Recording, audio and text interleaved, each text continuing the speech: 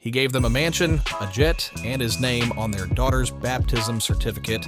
So why did Harry and Meghan vanish the moment Tyler Perry got smacked with a $260 million legal nuke? This isn't one friendship collapsing, it's a pattern. Glittering alliances on day 1, scorched earth silence on day 2, and if you think the warning signs started with Tyler, you missed the prototype betrayal 5 years earlier. This video isn't a rant, it's a roadmap through a series of help me phone calls, whispered NDAs, and suddenly quiet group chats. We're going to track a pattern across years, across continents, and across Hollywood boardrooms that smile politely while they slide your number into the do not pick up folder. Stay till the end because the person who still hasn't spoken could blow the whole story wide open. When the Sussexes crash landed in California in early 2020, no royal security, no guaranteed revenue, just a tabloid hurricane. Tyler Perry didn't send condolences, he sent logistics, private jet, armed security, a code to the gate at his Atlanta compound. That's not Hollywood networking, that's sanctuary. The kind of help you can't Venmo back later. In their Netflix doc, Harry drops the reveal. Perry agreed to be Lilibet's godfather. Perry himself admitted he had to sit with it because being a godparent in that family isn't a photo op. It's a lifelong commitment written in ink, not press releases. That moment cemented how deep the connection ran. We're not talking occasional dinner parties, we're talking bedrock support when the palace shut the taps off.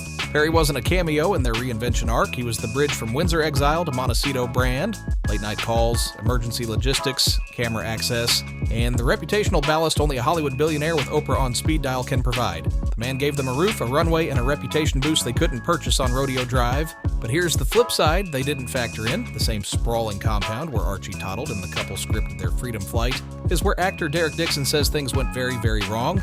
Allegations, lines crossed, meetings that stopped being mentorship and started sounding like a cautionary tale. And this is where silence suddenly became the loudest sound in the room. Dixon's complaint hit like a thunderclap, a 40-plus page filing asking for $260 million in damages and laying out a timeline that begins at a 2019 networking event and spirals into alleged pred behavior once he lands a role on BET's Ruthless. In Dixon's version, Perry leveraged power and promises to blur every professional boundary imaginable. In Perry's version, it's a shakedown, fabricated extortion, a bitter actor with a stalled career and a creative lawyer.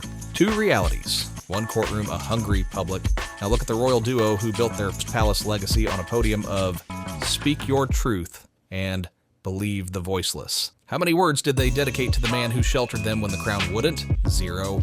Not a statement, not a supportive emoji, not a no comment out of respect for due process. Nothing. Royal commentators called it moral cowardice. Fans called it chess. Critics shrugged. Of course. They faced a brutal PR equation. Defend Perry and risk riding shotgun if the case sticks. Condemn him and torch the guy who saved you. Stay silent and look like loyalty is for rent. They picked door number 3. The problem? YouTube doesn't grade on nuance, it grades on retention and receipts. And if this silence feels familiar, that's because we've seen this episode before. Different friend. Same third act. Before Perry, there was Jessica. 2 decades of friendship. Jessica Mulroney wasn't just a trendy +1, she was Meghan's stylist, fixer, sanity check, and wedding architect. She handpicked gowns, rehearsed royal curtsies, and placed her own daughter beside Princess Charlotte as a bridesmaid. If Meghan had a secret, Jessica heard it first. If Meghan needed an ally, Jessica cleared her calendar. Then came June 2020. A public spat with influencer Sasha Exter over race and privilege blew up like gasoline on a comment thread. Jessica's brand went into free fall. CTV axed I do, redo, Good Morning America cut her loose. Partnerships evaporated. At that crossroads, Meghan, global feminist, loyalty preacher, went silent. No statement, no, we don't agree, but she's my friend. Just air.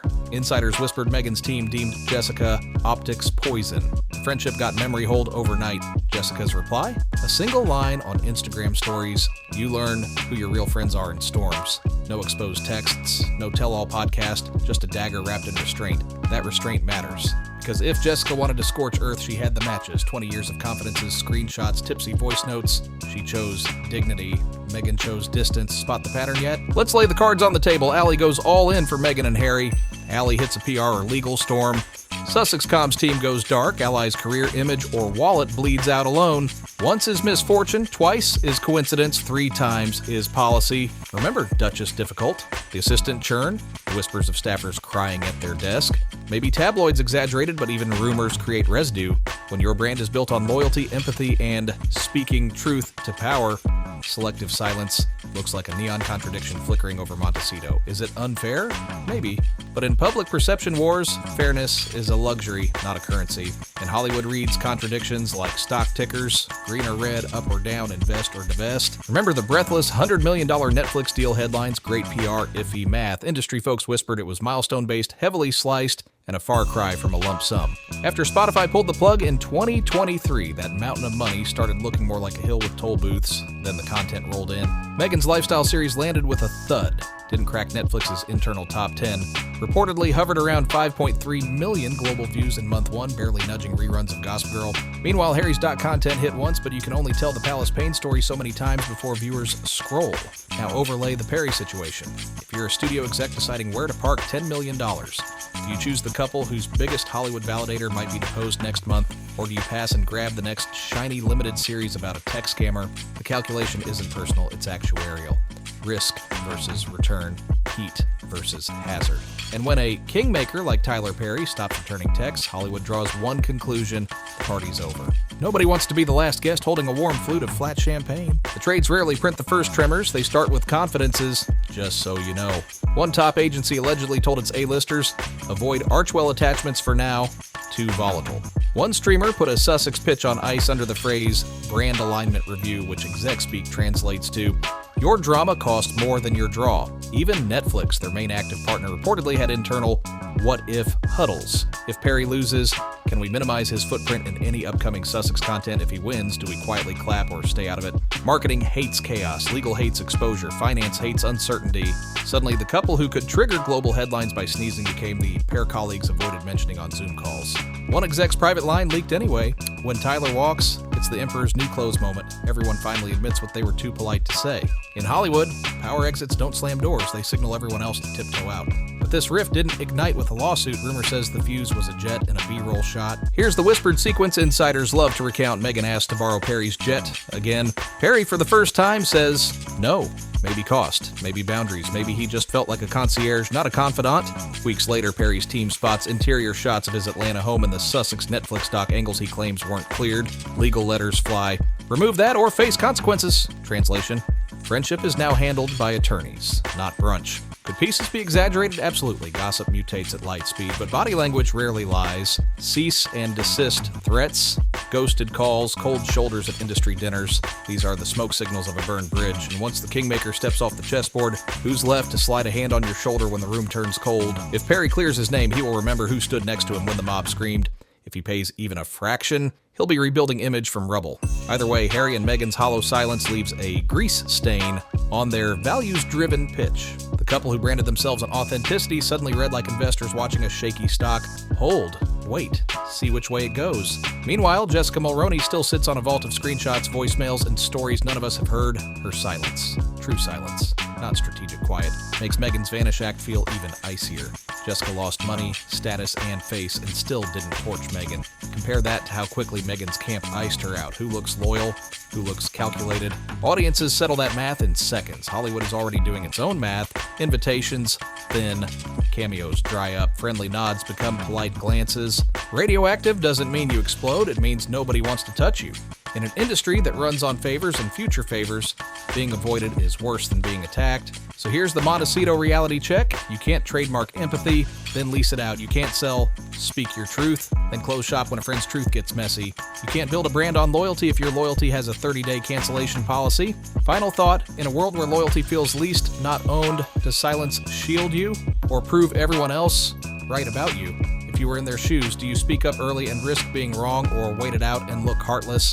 Drop your take below, because the next leak, settlement, or exclusive sit-down could flip this entire narrative again. 2019, Derek Dixon meets Tyler Perry at a networking event. Interest sparks in talent and allegedly personally. Early 2020, Harry and Meghan leave the UK. Perry sends a jet, a compound, and security. Sanctuary status granted. June 2020, Jessica Mulroney versus Sasha Exeter blows up. Jessica loses shows and deals. Meghan issues no public support. Friendship goes dark. 2021 to 2022. Sussex's film, Netflix content Perry features as savior figure. Lilibet's Godfather reveal drops 2023. Spotify deal crashes, questions about Netflix numbers rise, rumors of studio fatigue grow. Early 2024 reported. Perry allegedly denies jet request, disputes arise over home footage. Legal letters rumble behind the scenes, July 2025. Dixon files $260 million suit. Perry's lawyers call it extortion. Harry and Meghan say nothing. Commentators call them out. Agencies whisper. Streamers stall. Pattern complete. Use this as a quick visual graphic mid-video. Dates sliding, keywords popping. Dramatic sting keeps viewers oriented and hooked. What happens if Jessica talks? She won't need to shred Meghan. One carefully chosen detail could reset the public narrative overnight. Her silence is power. Does silence equal guilt? Not legally. But brand-wise, silence writes its own story. If your whole image is voice, every mute button is magnified. Could Harry and Meghan be protecting Perry privately? Maybe. But the public doesn't see private nuance. They see no loyalty when it costs you. Is Perry using silence too? Absolutely. He denied, then lawyered up. He isn't doing an Oprah special, he's doing depositions. That's a different game. Will Hollywood forgive? Hollywood forgives profitable. If the Sussexes land a genuine hit, numbers, buzz, awards, doors reopen. The goodwill is gone, now it's pay to play. Quick recap, Perry saved them jet, mansion, Godfather status. Dixon sues Perry for $260 million.